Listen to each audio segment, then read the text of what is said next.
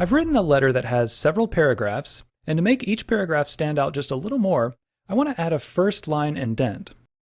The easiest way to do this is to place the insertion point at the beginning of a paragraph, and then press the Tab key. You may have noticed that when I did this, this little marker on the ruler moved forward 1/2 inch. This is the first line indent marker. There's also the hanging indent marker, the left indent marker just below that, and the right indent marker.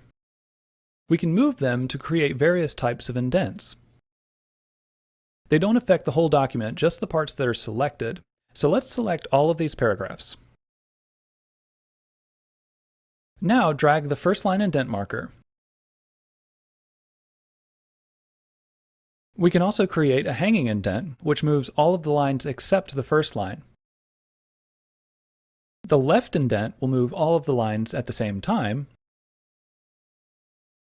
and the right indent is useful if you want to make the paragraph narrower.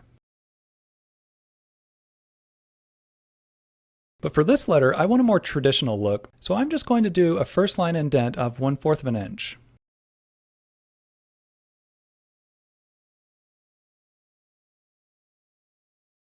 Indents are a good way to keep things lined up in your document, but for more complex documents, such as resumes, they're not always enough. I'd really like all of these dates to line up. I could just use spaces, but it's going to be difficult or impossible to get them to line up exactly, so I'll need to use tabs.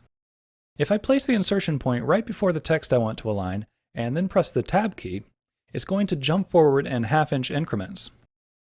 It's much easier to align the dates this way. If you click the Show Hide command, you'll be able to see the tabs, and they show up as these little arrows, and you can delete them by pressing the backspace key.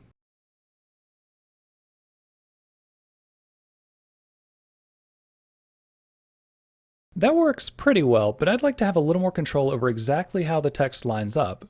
I think a tab stop is exactly what we need here. Tab stops tell the text exactly where to line up, so you're not limited to 1/2 inch increments. On the left side of the screen is the tab selector. If you click it, it will cycle through all of the different types of tab stops that determine whether the text will be left aligned, centered, right aligned, or aligned at the decimal point if you're using numbers. I'm going to select the right tab. Just like with indents, tab stops only apply to the selected paragraph, so select all of the paragraphs that need tab stops. Then click on the bottom edge of the ruler where you'd like the tab stop to be.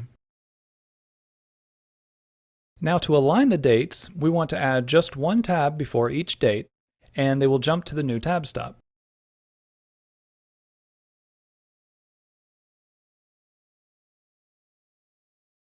Generally, you'll need to add one tab for each tab stop.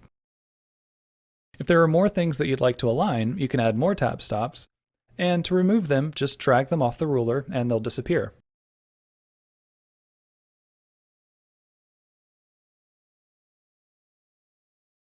If you select the text again, you can move the tab stop, but be sure to allow plenty of space for the text. If I move the tab stop too far to the left, the dates won't have enough room, so they won't line up correctly.